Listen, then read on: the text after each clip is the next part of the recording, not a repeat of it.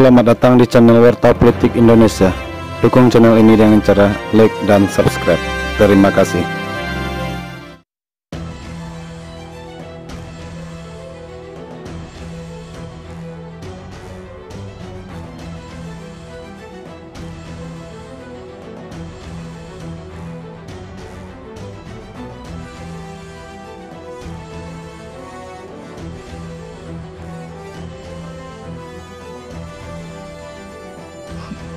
Tapi coba saya terangkan ya, ini barusan tadi 2-3 jam lalu ini ada berita bahwa saya akan dilaporkan ke polisi itu oleh seseorang yang merasa saya menghina presiden. Karena kemarin saya memang terangkan di FNN karena ditanya oleh Harsubono Arif, saya bilang bahwa ini perhatikan ya, presiden itu tidak paham demokrasi.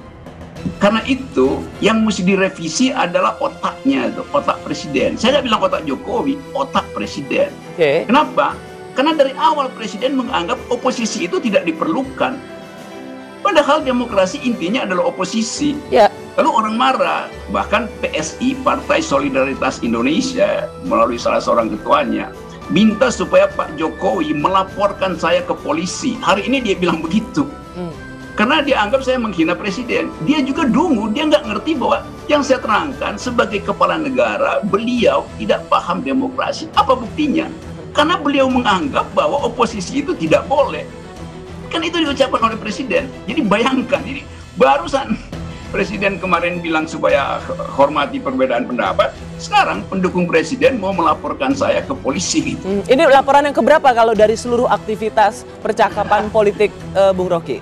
Laporan yang keberapa? Ada 12 laporan ada 12 laporan di Barreskrim yang sekarang kadang saya ketemu dengan polisi juga bingung bagaimana mendelikkan itu tuh. Jadi bayangkan misalnya teman-teman Ade ini. Ade berupaya untuk meyakinkan bahwa presiden itu tidak otoriter. Nah ini pendukung presiden ini baru 2 jam lalu saya mau dilaporin lagi tuh. Hanya karena saya bilang presiden harus merevisi otaknya, bukan ITE. Karena dasarnya kenapa saya bilang begitu? Karena otak presiden tidak paham tentang demokrasi. Apa buktinya? Presiden tetap menganggap oposisi itu nggak penting. Jadi presiden mesti ganti dulu narasinya. Dia mesti minta maaf dulu, bilang bahwa memang saya salah. Saya bilang dulu oposisi tidak penting. Ternyata oposisi penting, karena itu saya minta kritik. Kan itu logikanya kan?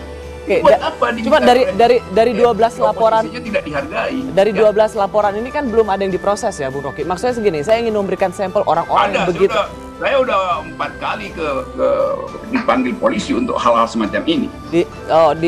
Bukan saya nggak diproses itu berkali-kali saya dipanggil polisi. Satu hari ini saya kebanjiran caci maki dari cebong yang menghajar saya karena seolah-olah saya menghina Presiden Jokowi.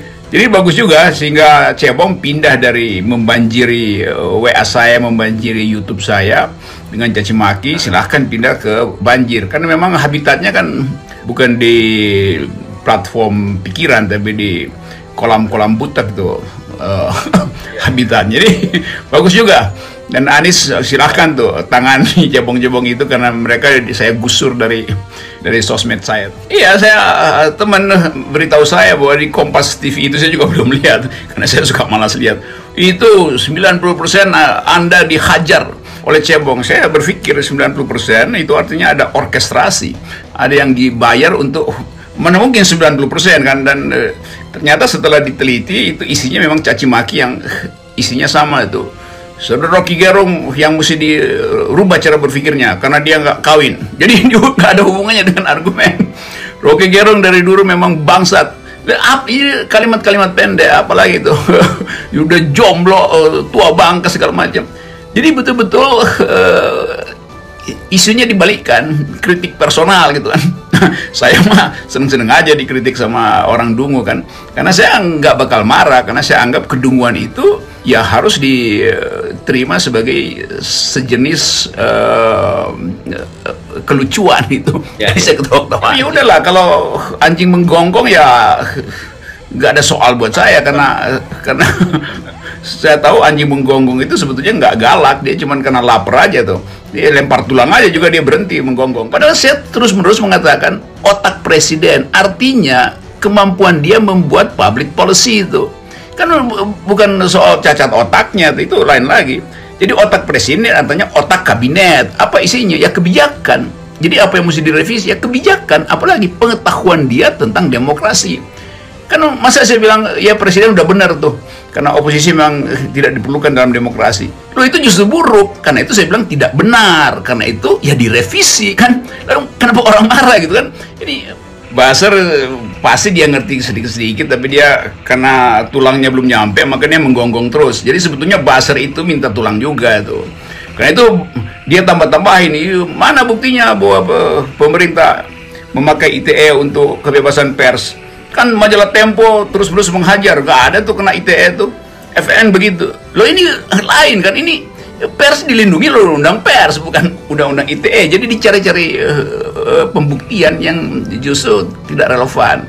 Ya begitulah Buzzer menghidupi dirinya sendiri, seolah-olah marah padahal sebetulnya minta disogok ulang oleh kekuasaan. Jadi saya juga ingin pesankan pada para menteri kabinet, juga presiden dan stafnya yang masih memelihara Buzzer, diemin aja tuh Buzzer tuh. Karena kalau mereka makin ngoceh itu kasihan tuh, anggaran negara dipakai lagi buat nyumpel mulut dan otak dungu mereka itu tuh. Jadi sebaiknya kita diemin aja, kita tonton aja nih Buzzer ini berkoar-koar, karena nanti juga energinya habis. Dan kalau energinya habis ya udah silahkan tidurnya nyak.